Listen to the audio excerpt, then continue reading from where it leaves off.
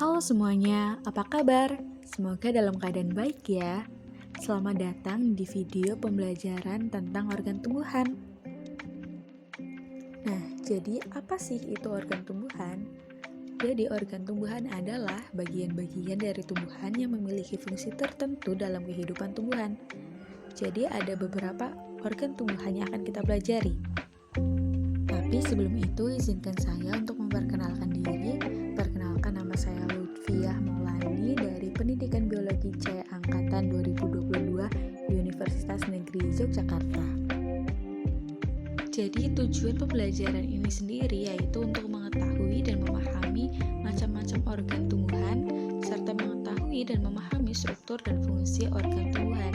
Jadi nanti kita semua akan mempelajari macam-macam organ tumbuhan itu apa saja, kemudian strukturnya bagaimana, dan fungsi dari organ tumbuhan itu apa dan bagaimana.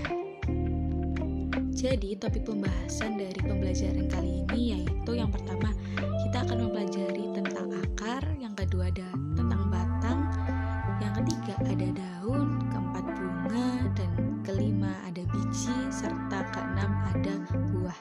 Jadi pada topik pembahasan ini nanti kita akan mempelajari macam-macam strukturnya, kemudian ada fungsinya.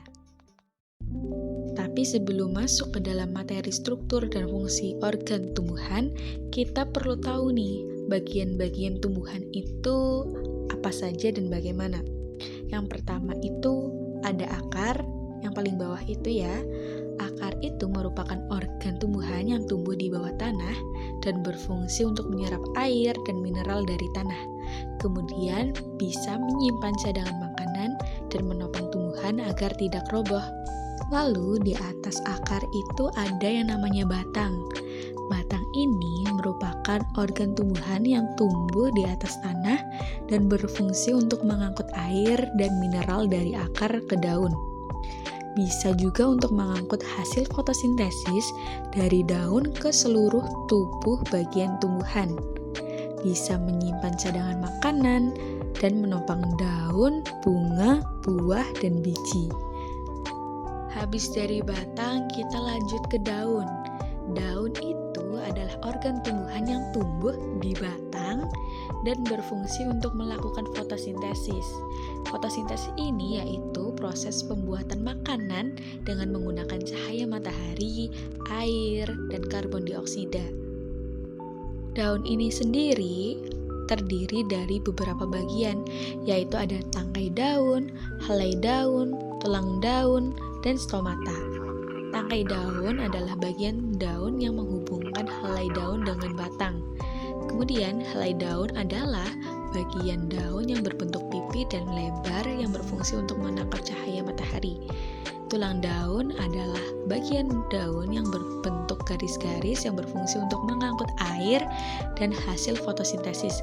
Sedangkan stomata adalah bagian daun yang berbentuk lubang-lubang kecil yang berfungsi untuk mengatur pertukaran gas dan penguapan air.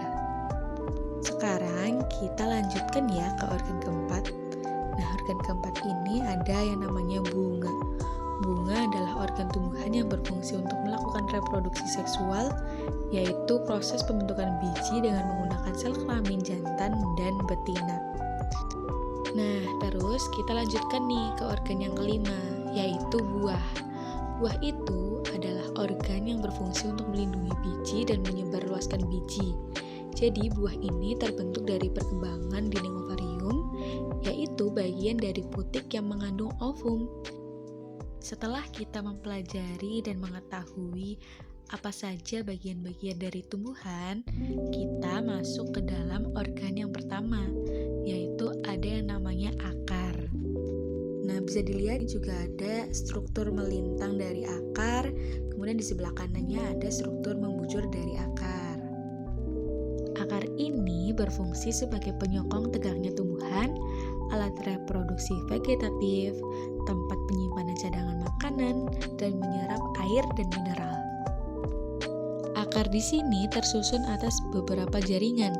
Bisa dilihat, yang pertama itu ada yang namanya epidermis, yaitu merupakan lapisan terluar yang tersusun atas selapis sel yang rapat dan berdinding tipis. Jadi di sini ada beberapa sel yang berdiferensiasi membentuk rambut akar untuk memperluas daerah penyerapan air. Kemudian juga ada tudung akar yang berfungsi untuk menghasilkan cairan pelumas untuk menggemburkan tanah. Kemudian di bawah epidermis kita geser nih ke yang namanya korteks. Di bawah epidermis itu ada yang namanya korteks, tersusun atas sel-sel parenkim yang berdinding tipis dan tersusun longgar. Fungsinya yaitu untuk menyimpan cadangan makanan. Nah, terus kita lanjut nih. Di bawah korteks itu ada yang namanya endodermis, yaitu selapis sel korteks paling dalam dan tersusun rapat tanpa rongga sel. Endodermis ini berfungsi sebagai pengatur jalannya air dan mineral dari korteks menuju silinder pusat. Pada endodermis terdapat pita Kaspari yang bersifat semi permeabel yang berfungsi untuk menyeleksi air yang masuk. Nah, terus di bawahnya endodermis itu ada yang namanya perisikel, yaitu lapisan sebelah dalam endodermis, tempat pembentukan cambium gabus dan rambut akar. Setelah itu di bawah perisikel ada yang namanya pembuluh pengangkut yang terdiri atas xilem dan flum. Setelah kita mempelajari struktur dan fungsi dari akar, kita beralih ke bagian atas akar, yaitu ada batang. Batang ini berfungsi sebagai penghubung dari akar dan batang, berguna untuk menyimpan air, cadangan makanan, dan bisa untuk menegakkan tumbuhan. Struktur dari batang ini gak beda jauh dari akar, sama-sama punya epidermis, tapi yang membedakannya yaitu di bawah batang itu terdapat cambium gabus. Epidermis ini fungsinya sama, yaitu sebagai lapisan terluar batang untuk melindungi batang. Kemudian juga di bawah epidermis ada yang namanya korteks untuk menyimpan cadangan makanan. Di bawah korteks ada cambium. Cambium ini di bawahnya juga ada yang namanya pembuluh vaskular yang terdiri dari xilem dan flum. Nah, pada gambar xilem itu digambarkan ke arah dalam dan flum itu digambarkan ke arah luar. Kemudian di bawah pembuluh vaskular ada stele, yaitu silinder pusat. Nah, di bawah stelenya itu ada yang namanya empulur, yaitu jaringan dasar pengisi stele. Setelah mempelajari batang, kita lanjut ke daun yang berfungsi sebagai tempat berlangsungnya fotosintesis dan transpirasi, yaitu penguapan air pada siang hari, penyimpanan cadangan makanan, organ respirasi oleh stomata, dan alat perkembangbiakan vegetatif. Daun ini tersusun atas 3 jaringan ya. Yang pertama juga ada epidermis yang berfungsi sebagai pelindung jaringan di bawahnya. Kemudian di bawah epidermis ada yang namanya mesofil, yaitu lapisan yang berkembang menjadi jaringan palisade dan jaringan spons yang memiliki kloroplas serta sebagai tempat berlangsungnya fotosintesis. Kemudian di bawah mesofil ada yang namanya jaringan vaskular yang terdiri dari xilem dan flum. Setelah mempelajari struktur dan fungsi dari organ daun, kita lanjut ke yang namanya bunga. Bunga itu merupakan batang dengan daunnya yang berubah fungsi menjadi alat reproduksi. Struktur dari bunga ini yang pertama ada yang namanya tangkai bunga yang berfungsi untuk menyangga bunga. Yang kedua ada kelopak bunga yang berfungsi untuk melindungi bunga saat masih kuncup. Selanjutnya ada yang namanya mahkota bunga, berfungsi menarik perhatian serangga untuk membantu penyerbukan. Setelah itu ada benang sari atau kepala sari yang berfungsi sebagai alat kelamin jantan menghasil serbuk sari. Benang sari terdiri dari kepala dan tangkai. Yang kelima ada yang namanya kepala putik yang berfungsi sebagai alat kelamin betina yang menghasilkan ovum dan inti kandung lembaga sekunder.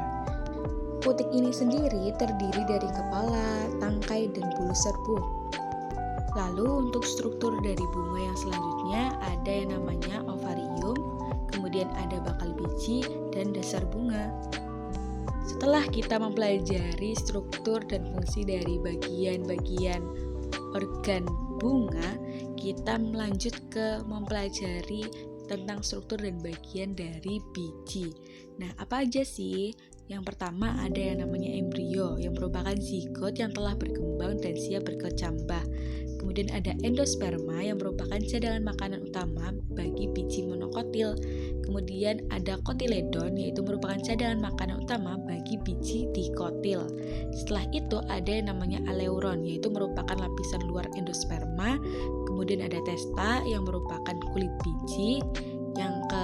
Selanjutnya yaitu ada radikula yang merupakan akar lembaga, dan terakhir itu ada yang namanya plumula yaitu merupakan daun lembaga.